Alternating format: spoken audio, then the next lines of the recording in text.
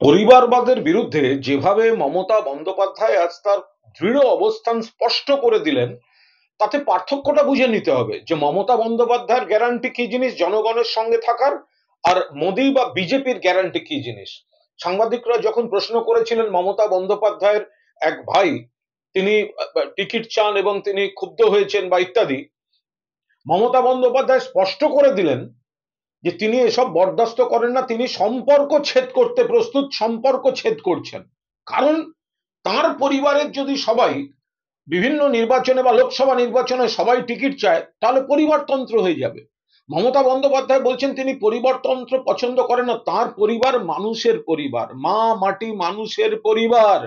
আর অন্যদিকে যদি আপনি দেখতে যান বিজেপির, তাহলে দেখবেন একেবারে সমস্ত এর অমুক, তার বাড়ির লোক, ওর ছেলে, একেবারে দীর্ঘ দীর্ঘ সেসব তালিকা। ফলে এখানে একটা বেসিক তফাৎ রয়েছে। আমরা বারবার এই তফাৎটাকে আপনাদের সামনে নিয়ে আসতে চাই। জ্যোতিরাদিত্য সিন্ধিয়া, অনুরাগ ঠাকুর থেকে রাজনাথ সিং এর ছেলে থেকে আরম্ভ করে সবাই, মানে বিজেপি তালিকা দীর্ঘ। অন্যদিকে মমতা বন্দ্যোপাধ্যায় তিনি স্পষ্টভাবে নিজের ভাইয়ের সম্পর্কে পরিষ্কার বলে দিচ্ছেন, যদি এই ধরনের ঘটনা ঘটে তাহলে তিনি সম্পর্ক ছেদ ঘোষণা করছেন।